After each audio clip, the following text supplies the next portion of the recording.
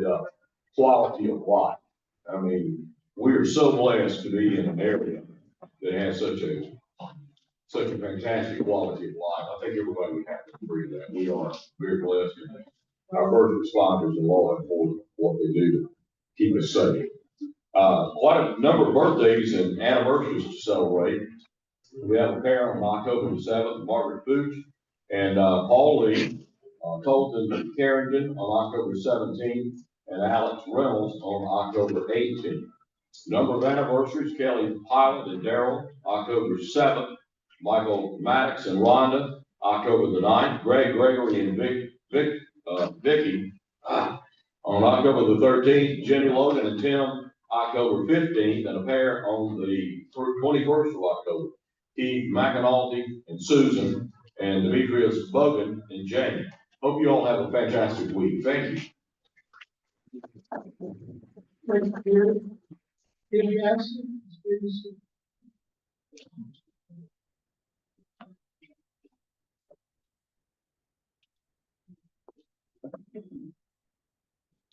Today we have 653 kids. Where the money comes from. No, let him do it.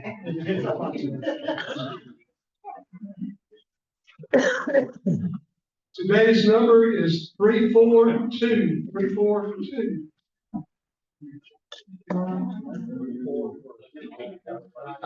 All right. Come on down, Mr. Jackson. You did say 342, didn't you? Okay.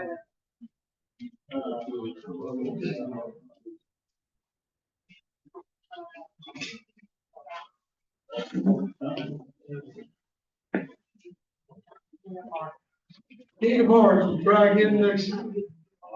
Thank you. During this time, normally I go through the Rotary Minute. We get Rotary International. I'd like to take a moment just to make a few announcements. A little of that. First of all, I want to know, last week, Will Golson and I had the opportunity to deliver some of our items from our fund drive, our supply drive to Royal Elementary, because to a very grateful to Royal Elementary. As you can see, we've got plenty of paper towels, a lot of batteries. We had detergent, laundry softener. We actually have assorted treats for the teachers. Actually, the teachers have maybe not a so good day or have a really great day. They often put treats in their cubby holes, and very appreciative. Also, we actually we're able to donate. They're not assembled here yet, but we actually received 2 teacher lectures, podiums for the teachers. They requested, and that's phenomenal. And actually, we had a really nice, appears microwave donated that they were extremely excited over as well. And that's what you're doing as part of this club. And you should be very proud of that. This is a school that's very underserved, and on behalf of them, we say thank you. We appreciate that very much. Also, our dictionary project came in last week. We tentatively set a date for 10/27. If this room behind us is available, we'll set up dictionaries in that room immediately after the meeting on the 27th. Those who are available will place the stickers, the labels in the dictionaries, and after that time, we'll sign in the 1st of November. We'll deliver those dictionaries to the elementary schools. I want to take a moment as well. Very high on our list. We will not meet next Monday, the 13th. It is a holiday, Columbus Day. Next Monday will be our White Elephant Sale. We as a group need to thank Ms. Stephanie Walker for all the work she's done as chair this year. Those stuff, we don't.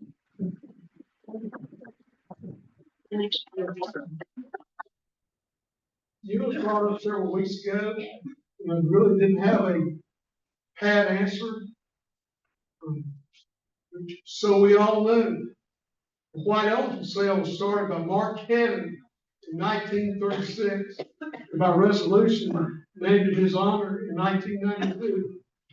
The original purpose was to raise money for direct financial assistance to treat crippled children. Later contributions were made to the Rotary Clinic in Mobile. The first sale netted $41. Right now, we're actually been able to receive and donate over $41,000 up to $50,000 in the past few years. And that's phenomenal. That's what this is about. You actually have the purpose of this is for Wiregrass Rehabilitation Center, which is here. This is where we meet. It actually goes back to the Wiregrass Rehabilitation Center. It is involved in the funding for improvements to this facility. White Elephant sale money can be used for no other purpose. It's all it goes to. It is administered by the Dothan Rotary Children's Foundation. Club members and the Rotary Foundation actually owns this facility and electric discovery body. The tradition has continued on for many years through his son-in-law, Bill Blunt, and most recently by Mark Coleman, the grandson of Marcus Campbell. In 1999, the White Elephant sale moved to the Civic Center, and now it's moved here. And in the past, we've netted over $50,000. Very important. It's been a phenomenal event. October 20th in this building. Any questions, please let us know. Any donations or anything needs to be made prior to that time, reach out to Stephanie or one of our board members. Thank you very much. Appreciate what everybody does. Yes, Stephanie. We've got 2 items to auction today. I'm sorry. 2 items to auction today. Items. Two items. 2 items to auction today. And we do have items to be auctioned today. And Stephanie, would you like to do that immediately after the program? No, right now. Right. Go forward.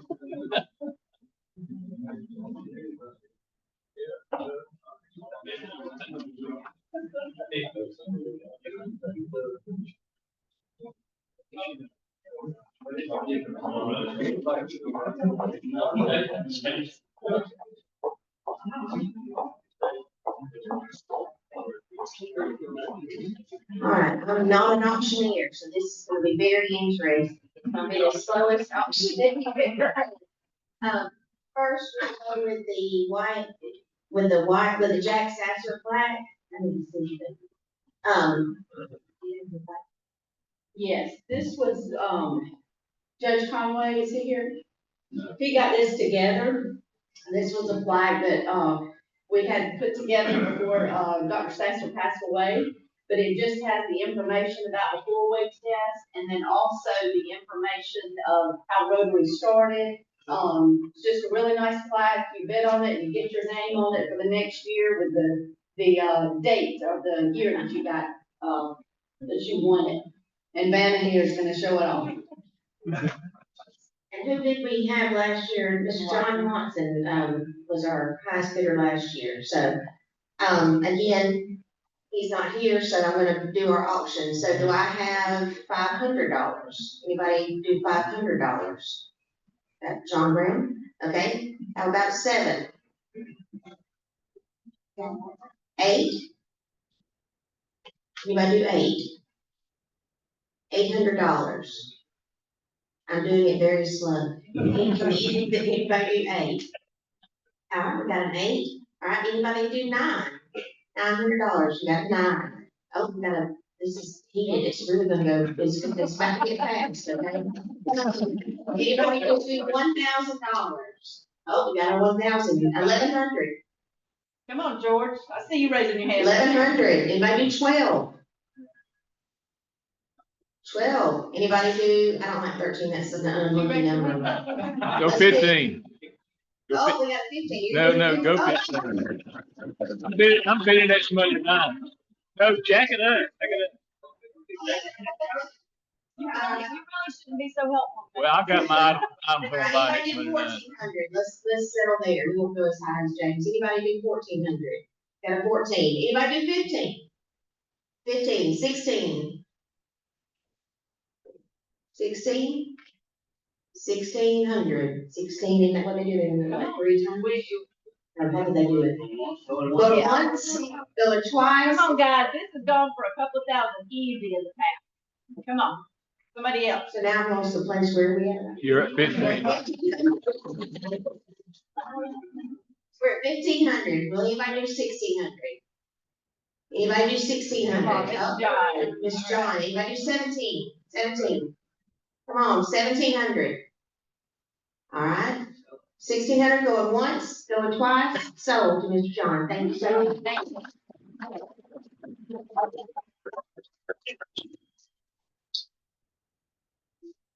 This is the most interesting item ever. Yes, everyone knows about our pennies and grease. And, this was, if, those of you who know anything about White Elephant, years and years ago, when this first started, it was literally gag gifts that were brought. I've heard stories over the years that I was in charge of this, of raccoons in cages being brought, old cars that wouldn't run, I mean, you know, everything. So somebody put pennies in the grease, and do we remember who that is? Does anybody remember who initially brought this? George Malone? Okay, I was about to say, I don't have my information in front of me. So he did this, and it kind of stuck. Literally, it's sticky. So we have auctioned this off just as a fundraiser, and the same thing happens. Get your name, I was about to say embroidered, engraved, on this, and Mr. Watson, you took this, last year as well, so, so we're going to auction off our pennies and grease. If there's anyone else that's more qualified to do the auction, by all means, raise your hand. Okay, so this has been going, what year did we start this? 1960 was the first year. All right, so we've got our pennies and grease. We'll start at 700. I have 700. Anybody do 700? 700, Mr. Whaley. Anybody do, we got 800? 900? Anybody do 9? Got a 9, Mr. Whaley. 10 or 1,000. 1,000, George. 11? Anybody do 11? 11. All right, going once, going twice, sold to Mr. Flowers. Thank you, Sam.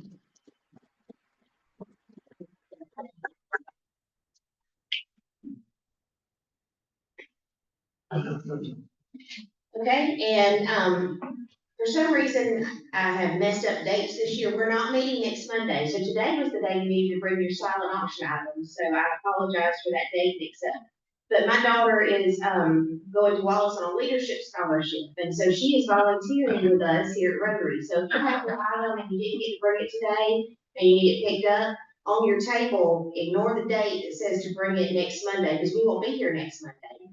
So that it's supposed to be here today, but if you need us to pick it up, my number and her number are both on there, and we can come by and pick those up for you. So, and please get the word out and invite everyone so that we can get the most participants, and just come and have a good time, for a great cause. Thank you.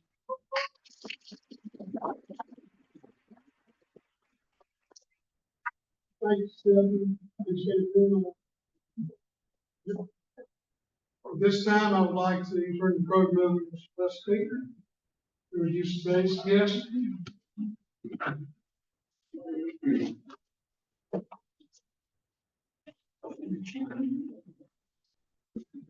Thank you, Mr. President, fellow Rotarians, and honored guests.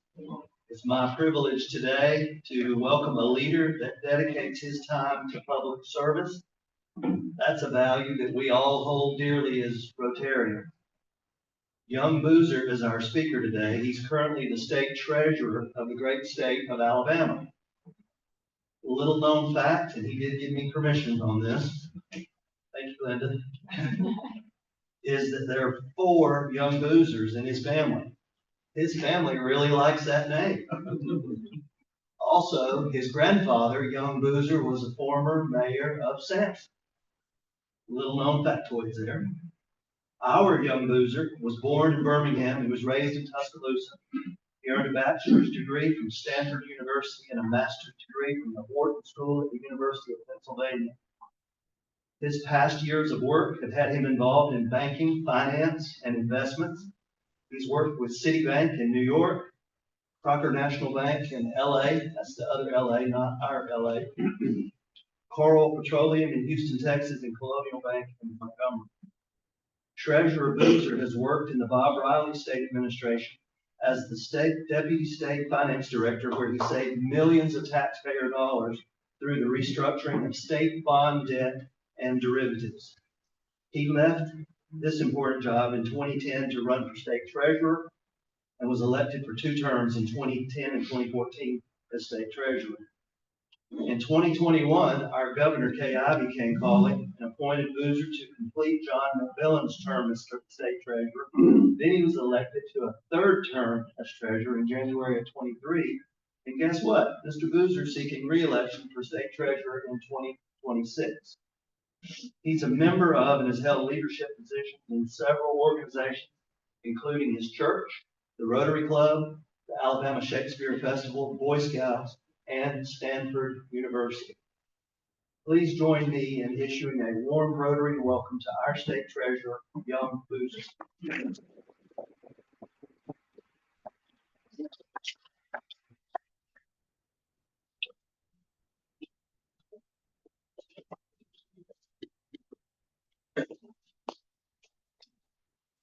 Good afternoon. All right. As you said, my name is Young Boozer, and that's my real name. Now, the thing I've learned, you also mentioned something about running for office.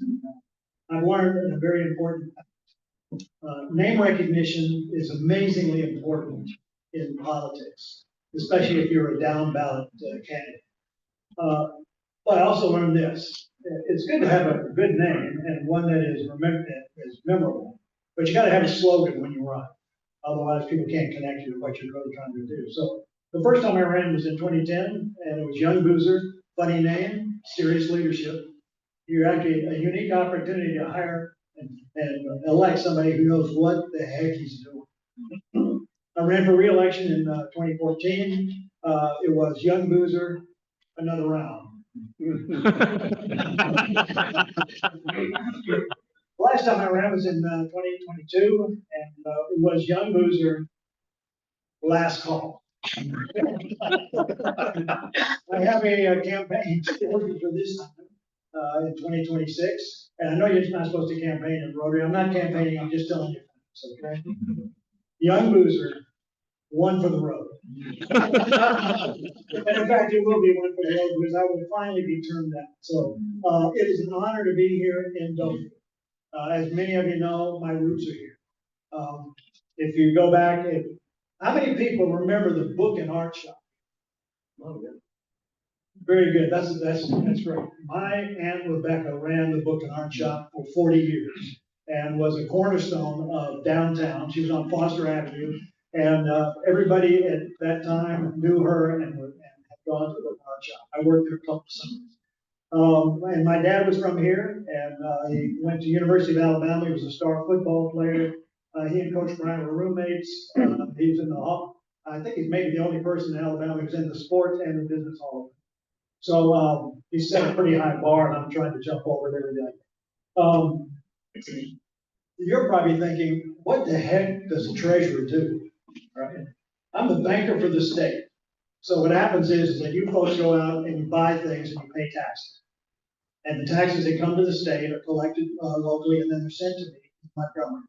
We take that cash flow, we pool it, we invest it, and then we make it available for the comptroller to write checks. So I just want to point this out, okay? If you're ever looking for a tax refund check, don't call me.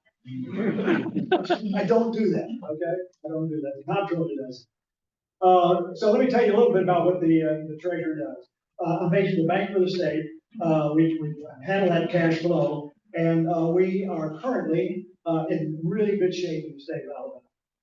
I just attended a meeting of all the state treasurers in Denver, Colorado, a couple of weeks ago, and we had a roundtable where we talked about what's going on in your state, how good are things, what's going on. We're better than most. You know, you're lucky you don't live in California, Illinois, or New Jersey. You're lucky that you live in Alabama because we have a constitutional amendment that says we have to have a balanced cash budget every year. So what that means to you is that if at any time during the year, the governor of the state sees that revenues are going to be less than expenses, you're forced to reduce those expenses before the end of the fiscal year, which ends September 30th. So that sometimes puts some hardship on you if you're not doing a good job in budgeting, but it's the best way to run a state. You don't borrow money in order to cover losses or bad decisions. So we're in good shape. As I said earlier, we're flush with cash. The most amazing thing has happened over the last 5 years. With COVID, a lot of federal money came into the state. And by my recollection, we received probably about $7 billion during that time period. In the meantime, the state of Alabama's economy was doing well. Revenues were good, people were prospering, and we collected about $30 billion in additional revenues that we've been able to put into reserves. Those two numbers added together are $10 billion. When I left office in January 2019, the pool of money that we call the treasurer's pool was $3.6 billion. This morning, it's $13.0 billion. It's gone up by $10 billion. Now, so what's happened with that? We recognize that, well, another fact you need to know. So the balance has gone up dramatically, but when I came back in 2021, interest rates were zero. Then you can have all the money you want, but if you're not making any interest income, it doesn't do you any good. But what happened was is that interest rates started to go up. And it went from 0 to 4.5%. If you do that math, you'll find out that we have increased the amount of money that we have made in interest income for the state of Alabama over the next 5 years. Here's an example. 5 years ago, the amount of cash interest income that we earned was $20 million. The next year, the fourth year, it was $40 million. So it doubled in 1 year. The next year, because of rising interest rates and that volume, we made $405 million for the state of Alabama. So it didn't go up by 10%, it went up by a factor of 10. Last year, well, actually, it's not last year, it's 2 years ago now, that number went to $557 million. And what we had been doing, recognizing that these were the factors that were out there, this was what we should be doing, we aggressively but prudently modified our portfolio to be able to earn as much income, interest income as we could. The fiscal year just ended on September 30th, and the preliminary number for this last year was $510 million. It is phenomenal what we have been able to do over the last 3 years and over the last 5 years. You think about this, over the last years, we have actually earned $1.5 billion in addition to what everything else that's going on in the state, to the benefit of the state. Now, times have changed. Interest rates are starting to go down. The money that we were holding for all of these projects that we had to fund for broadband expansion, water and sewer expansion, education, healthcare, those kinds of things, that money is starting to go out. In the spring of this year, it peaked out at $15 billion. Right now, we're about $13 billion. And we think over the next 15 months or so, all this money from the federal guys has got to be spent by the end of December of next year. So we think that's going to be a reduction of maybe about $6 billion from where we are now. So that will go down. Now, Paul Lee is in the group. He is here today. And I just wanted to tell him, don't tell the other legislators about these numbers. Okay. You're sworn to silence, please. Okay. But they have been warned, is that these are temporary events. And the number is going to go down, but we're still going to be in great shape. So that's what's happening right now. The treasurer is responsible for a number of other things.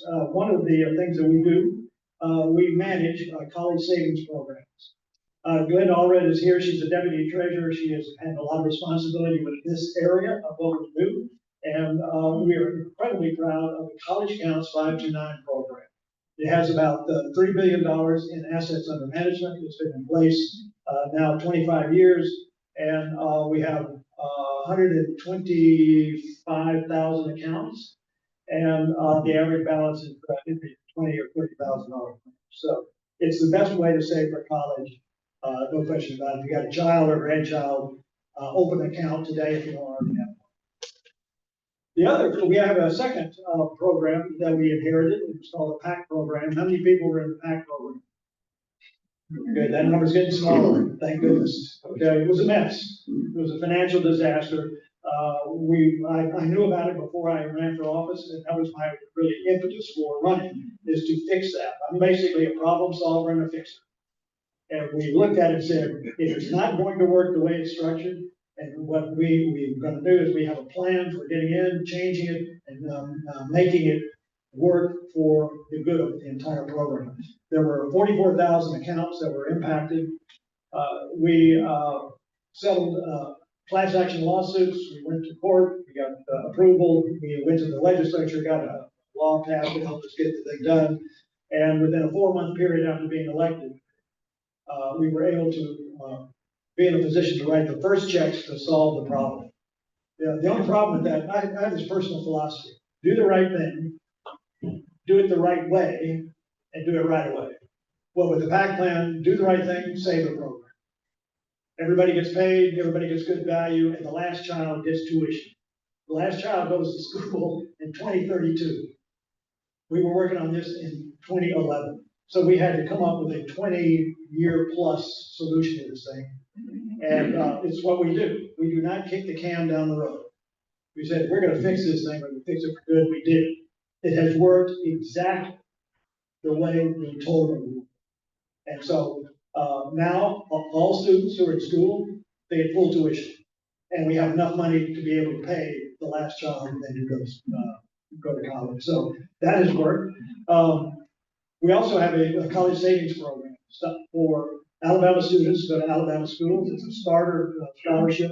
If you go to a 2-year school, it's a $2,000 first year one-time payment. If you go to a 4-year school, it's $4,000. It has done really well over the last 12 years. And over that time period, we've had over 3,600 recipients, and we've paid out about $13 million. We're pretty proud of that program. But here's the most fun thing I do. How many people have claimed unclaimed property? The rest of you folks are missing out on a great opportunity, okay? Unclaimed property is one of the most fun things I do. It's really amazing. We have $1.3 billion in unclaimed property in the state of Alabama. It represents, about 13 million individual claims. So if you do the math, it's about $100 a claim. What we have a website that you can go to in order to look up your name to see if there's unclaimed property. You can look up your name, you can look up your neighbor's name, the United Way, your church, whatever you want to do. And here's what we're going to do. Is typically when somebody gets up to make a speech, they say, please turn off your phones, you're going to interrupt the speaker. I say, if you can get on the internet, get on it right now, okay? Get your iPhones out and go to this website, treasury.alabama.gov. Now, in a group this big, I'm going to have maybe about 3 or 4 people who are going to have a hit, right? And nothing gives us more pleasure than reuniting people with their own money, right? When we hand over that check, everybody's smiling. Look, everybody look, this is great. Treasury.alabama.gov. Here are the instructions. On the home page, you're going to hit unclaimed property. That's going to take you to the unclaimed property homepage. On that page, it's going to ask for 3 pieces of information: first name, last name, city. And hit the request button. It's also going to ask if you're human. I think that's on. I think all of you qualify, I'm just looking. Click on that and let's see if we have something for you. Now, I went to the Realtors Conference where we had a luncheon, a little bit bigger than this, and I checked on the Realtors before I went. And I announced to the entire group that they had unclaimed property of $9,700. I paid for the whole lunch. It worked out great. So keep looking. If you got a hit, just raise your hand. No screaming, no shouting, okay? So I'll let you work on that as I continue on. Have we got one? Yeah. No, okay, not yet. Let me tell you about operations at the treasurer's office. We have 5 divisions divided into the functions that we have. We have a terrific staff. Actually, you know what? We were Doge before Doge was cool. When I came into office in 2011, we had 46 employees. We now have 26. And the way that we've gotten there is through using technology, innovation, learning from other states as to how they do things and doing it better, more efficiently, and less costly. I went to a budget hearing a couple of months ago, and they asked me some questions about our budget, and I said, let me tell you an interesting thing. Kay Ivey was the treasurer before me, and she provided the budget for 2011, the first year that we were in operation. The budget that we have for this year is $163,000 less than it was 15 years ago. So when people say you can reduce the size of government, we reduce the size of government, and we're doing more, and we're doing better, and we're much more efficient than we were before. So, ladies and gentlemen, it can be done if there's the will to get it done, and that's what we do. Let me make a couple of comments about the economy today and maybe what's going to happen in the next couple of months. First off, let me look at what's happened since President Trump was elected and was in office. I basically summarized it by saying this, is that it is not possible to predict the unpredictable. President Trump is an unpredictable CEO of a world-class organization from the private side. And what he is doing is he is applying those kinds of tactics, that kind of strategy to try to make the United States economy better.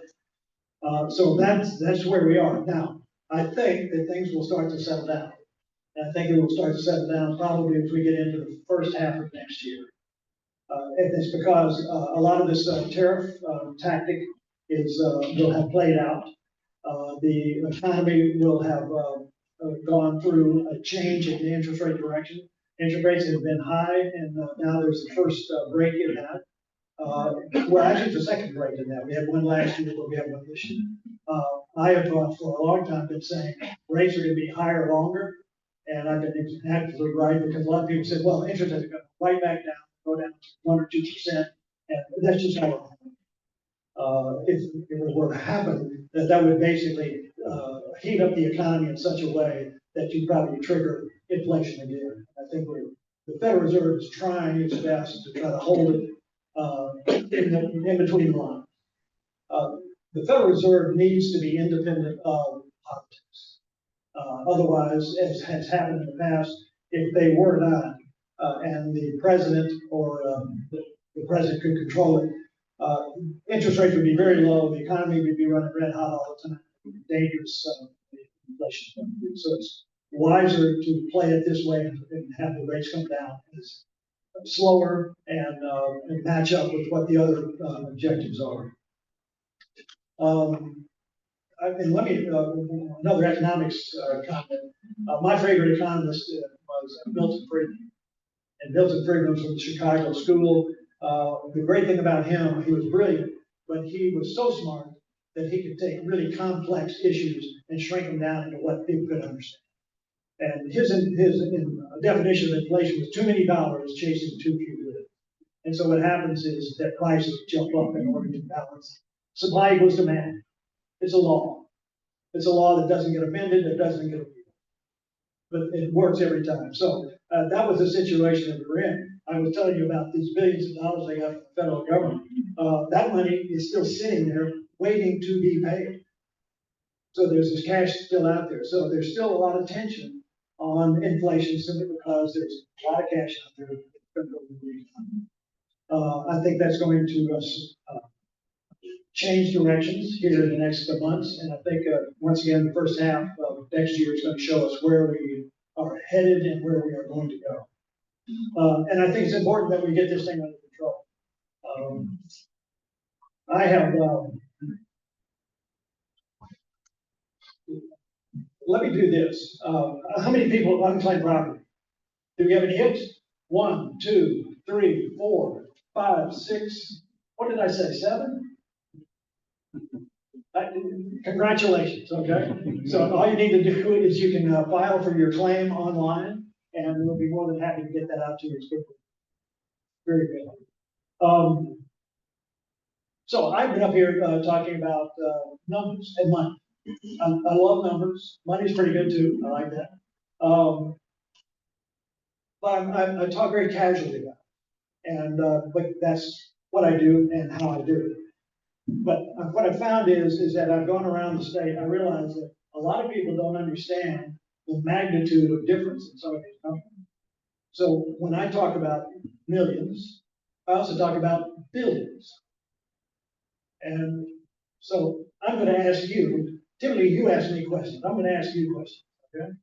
And the question I'm going to ask you, the first one is, if I ask you to count from 1 to 1,000,000, and you say one number every second, how long does it take you to count to 1,000,000? And don't say 1,000,000 seconds. That's what my fourth graders say, okay? So how do you think, how long does it take to count to 1,000,000?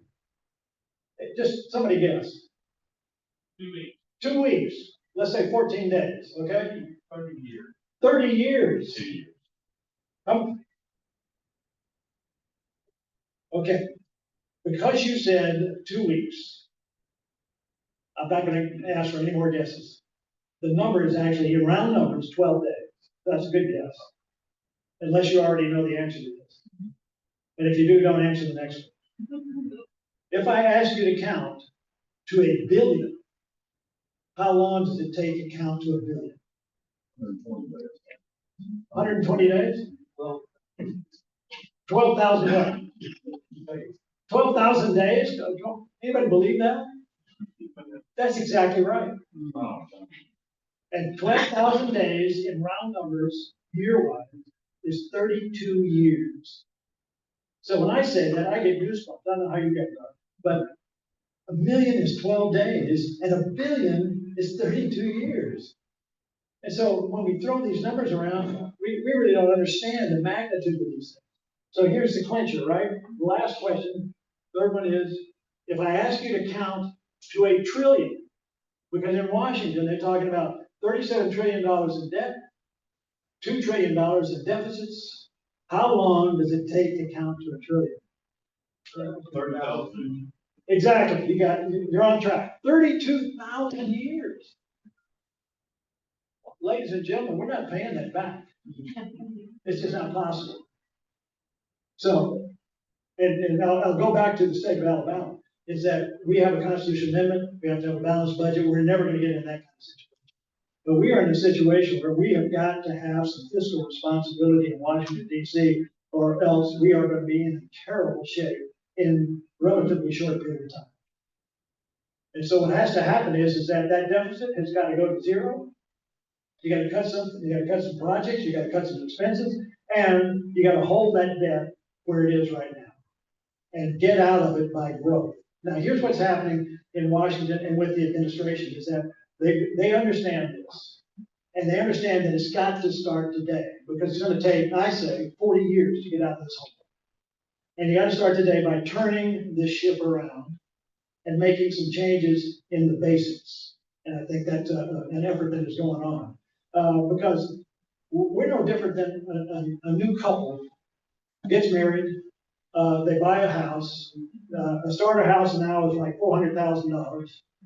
They take on a mortgage at 6 or 7%, and the mortgage payment is huge, and they're struggling just to make the mortgage payment as well as food and other things. They have children, the kids grow up, they're paying for kids, and here's how we do this all the time. This is the American dream. So how does it work? It works this way because that house that you bought is shelter and it's gonna last a long time. The couple, they both have jobs.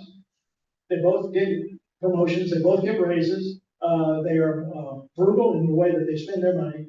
And over time, over a 40-year period, their income covers the mortgage, which it didn't at the very beginning, and the house goes up in value by twice. So 40 years from now, their cash flow is positive, and the value of their house is $800,000, and the mortgage is paid off.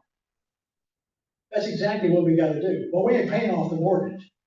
That 37 trillion is gonna be out there. But what we have to do is we have to get a balanced budget, and we have to grow our economy at 3% over the next 40 years in order to make our GDP the equivalent of that house and where they live.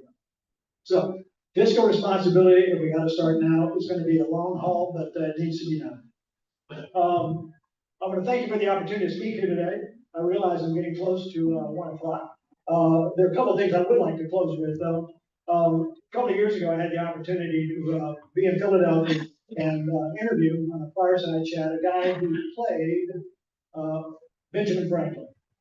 And when this dude came in, he was Benjamin Franklin. I had to call him Ben or Dr. Franklin. He responded to nothing else, and we had a great conversation on stage. And he's got a bunch of great quotes. But he told me one that day that I love. And I used it in my inauguration speech the last time I was inaugurated.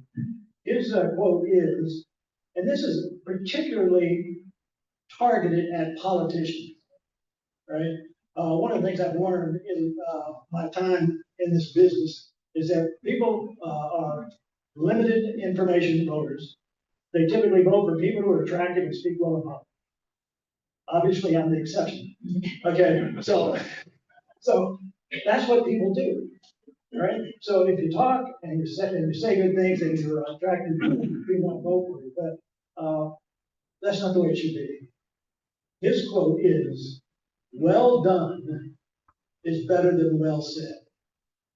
And that's what drives us in the treasurer's office, is that we want to do good, and we do. The last thing is, I will say, my favorite quote, and Glenda's smiling already. The other thing is I believe in three things. Once again, do the right thing, do it the right way, and do it right away. I do that in my personal life. I do it in, as a treasurer of the state of Alabama, and it has served me well. And I would suggest that you might think about that. I think it might be able to help. And with that, I will take any questions if there are some. In about, no, wait a minute. Yes. You know, off the top of your head, how many other states have the ballot budget act that we have? You know, I don't know the exact number, but I think it's probably in the low teens. Yeah. They're not many. They're not many. You would think there would be more, but they're not. Yes. Yeah. Yes, sir. How often do we get close to like getting the budget out of balance in the state of Alabama? Does that happen pretty often, or? Well, it hasn't happened since 2013. So I came in office in 11. We had proration in 12 and in 13, and we haven't had it since then. And the reason is that it was so brutal, is that people said we've got to budget in a different way. We've got to set up reserves. We've got to have some backup on some of the things we do. And what it did for me, once again, I was in the private sector for 35 years. And in business, when you got to do something, you do it and you do it right away, right? I said to everybody, I said, this is no way to run the treasurer's office. I was getting $2.5 million from the general fund, and I was getting that cut at the very last of the fiscal year. I said, I'm getting out of the general fund. which is kind of a revolutionary thing to say. I said, I've got another source of funding this operation, and so we utilized unclaimed property cash flow in order to substitute for that. We walked away from $2.5 million. Somebody else picked it up. Congratulations to them. But we structured ourselves so that we wouldn't have to experience that again. Now, it still is in place, but what's happened over this time period is we have generated significant revenues and reserves. And there are rainy day accounts that are available, and there are also reserves based on the two budgeting processes that we have for the two budgets, the education trust fund. So we're in pretty good shape right now. We're in really good shape. Another question? Okay. Hearing none, thank you once again. I have roots here in Dothan. I love this place. I love coming down here. And if you're ever in Montgomery, come see me. Appreciate it. Thank you.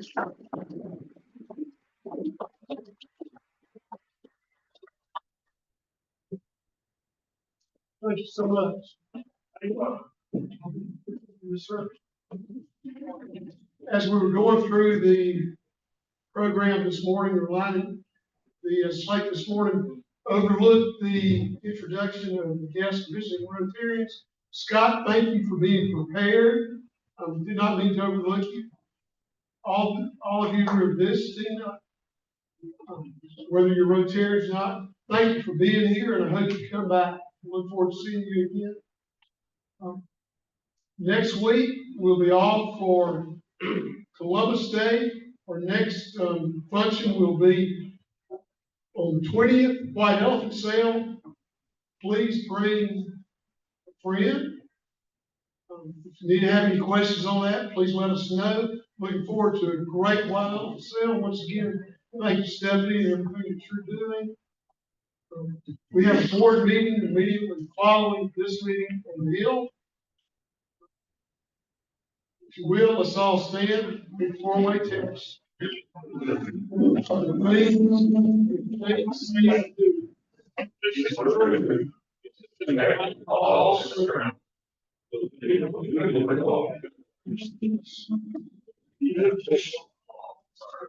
look forward to seeing everyone, guests, on the 20th, White Elephant Sale. Thank you.